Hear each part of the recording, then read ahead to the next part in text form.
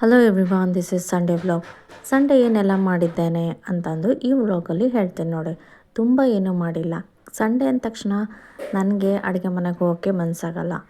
ನಾನು ಪ್ರತಿ ಸಾರಿ ಸಂಡೇ ಇಡ್ಲಿನೋ ದೋಸೆನೋ ಹಾಕ್ಬಿಡ್ತೀನಿ. ಬಟ್ ಇವತ್ತಿನ ದಿನ ಏನೂ ಹಾಕೇ ಇರಲಿಲ್ಲ. ಇಡ್ಲಿಗೂ ಇರಲಿಲ್ಲ, ದೋಸೆಗೂ ಇರಲಿಲ್ಲ. ಇನ್ಸ್ಟೆಂಟ್ ದೋಸೆ ಇಡ್ಲಿ ಮಾಡೋಣ ಅಂತಂದರೆ ನಮ್ಮ ಮನೇಲಿ ಬೇಡ ಅಂತಂದರು. ಹಾಗಾಗಿ ನಾನು ಇನ್ಸ್ಟೆಂಟ್ ಆಗಿರುವಂತಹ ಓಟ್ಸನ್ನು ಮಾಡೋಣ ಅಂತೇಳ್ಬಿಟ್ಟು ಸಫೋಲೋ ಓಟ್ಸ್ನ ಮಾಡ್ತಾಯಿದ್ದೀನಿ. ತುಂಬ ಸಿಂಪಲ್, ವೆರಿ ಟೇಸ್ಟಿ, ಹೊಟ್ಟೆಗೂ ಟಮ್ಮಿಗೂ ಹೆಲ್ಪ್ ಆಗುತ್ತೆ ಅಂತೇಳ್ಬಿಟ್ಟು ನಾನು ಇದನ್ನು ಮಾಡ್ತಾಯಿದ್ದೀನಿ. 3 ನಿಮಿಷದಲ್ಲಿ ತಯಾರಾಗುವಂತಹ ಒಂದು ರೆಸಿಪಿ. ಬಿಸಿ ನೀರು ಹಾಕಿ ಆ ಪುಡಿ ಹಾಕ್ಬಿಟ್ಟು ತಿರುಗಿಸ್ಬಿಟ್ರೆ ಮುಗೀತು, ರೆಡಿ ಆಗಿಬಿಡುತ್ತೆ. ಟೇಸ್ಟ್ ಮಾತ್ರ ಸೂಪರಾಗಿತ್ತು. ಹಾಗೆ ಕ್ಲೀನಿಂಗ್ ಅಲ್ವಾ, ಸಂಡೇ ಅಂದ ತಕ್ಷಣ ಕ್ಲೀನಿಂಗ್ ಮಾಡೋಕ್ಕೆ ಸ್ವಲ್ಪ ಶಕ್ತಿ ಬೇಕಲ್ವಾ. ಹಾಗಾಗಿ ಇದು ಒಂಥರ ಓಟ್ಸು ಬೆಸ್ಟ್ ಅಂತಲೇ ಹೇಳ್ಬೋದು.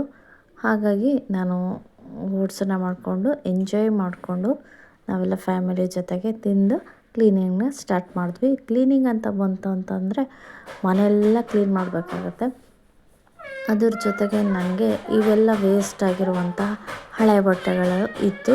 ಏನು ಮಾಡೋದಪ್ಪ ಇದನ್ನು ಅಂತ ಯೋಚನೆ ಮಾಡ್ತಾ ದಿಮ್ಮಿನ ಕವರ್ ಮಾಡೋಣ ಅಂತೇಳ್ಬಿಟ್ಟು ಅಂದ್ಕೊಂಡು ನಾನು ಇದನ್ನು ದಿಮ್ಮಿನ ಕವರ್ ಹೇಗೆ ಮಾಡ್ಬೋದು ಹಳೆ ಬಟ್ಟೆಯಲ್ಲಿ ಅನ್ನೋದನ್ನು ತೋರಿಸ್ತಾ ಇದ್ದೀನಿ ನೋಡಿ.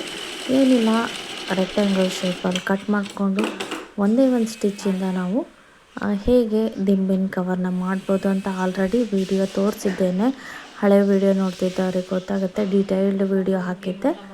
ಇವತ್ತೇನು ನಾನು ಡೀಟೇಲ್ಡ್ ವಿಡಿಯೋ ಹಾಕಿಲ್ಲ. ಸಿಂಪಲ್ಲಾಗಿ ಕವರ್ನ ಮಾಡೋಣ ಅಂತೇಳ್ಬಿಟ್ಟು ಮಾಡ್ತಾಯಿದ್ದೀನಿ. ಜಸ್ಟ್ ವಾಷಬಲ್ ಆಗಿರಲಿ ಮತ್ತು ಡೈಲಿ ಯೂಸಿಗೆ ಇರಲಿ ಅಂತೇಳ್ಬಿಟ್ಟು ಮಾತ್ರ ಈ ಒಂದು ಕವರ್ನ ಮಾಡ್ಕೊಳ್ತಾ ಇದ್ದೀನಿ. ಹೇಗಿತ್ತು ಡೈಲಿ ಬ್ಲಾಗ್? ಜಾಸ್ತಿ ಏನೂ ಮಾಡಿಲ್ಲ. ಸಂಡೇ ಅಲ್ವಾ, ಆರಾಮಾಗಿರೋಣ ಅಂತ ಹೇಳ್ಬಿಟ್ಟು ರಿಲ್ಯಾಕ್ಸ್ ಆಗಿರೋಣ ಅಂಥೇಳಿ ಯಾವುದೇ ಥರ ವೀಡಿಯೋನೂ ಮಾಡೋಕ್ಕೆ ಹೋಗಿಲ್ಲ. ನೋಡಿ, ಹೀಗಾಗಿದೆ ದಿಮ್ಮಿನ ಕವರ್. ಹೇಗಿತ್ತು ಅಂತ ಕಮೆಂಟ್ ಮಾಡಿ ಹೇಳಿ. ಹಾಗೆ ಮಂಡೇ ಜೋಶಾಗಿ ಸ್ಟಾರ್ಟ್ ಮಾಡೋಣ ಅಂತ ಹೇಳಿ ಈ ಒಂದು ವ್ಲಾಗ್ ಇಲ್ಲಿಗೆ ಮುಗಿಸ್ತಾ ಇದ್ದೀನಿ. Thanks for watching. Bye. Enjoy ಮಾಡಿ ಸಂಡೇ.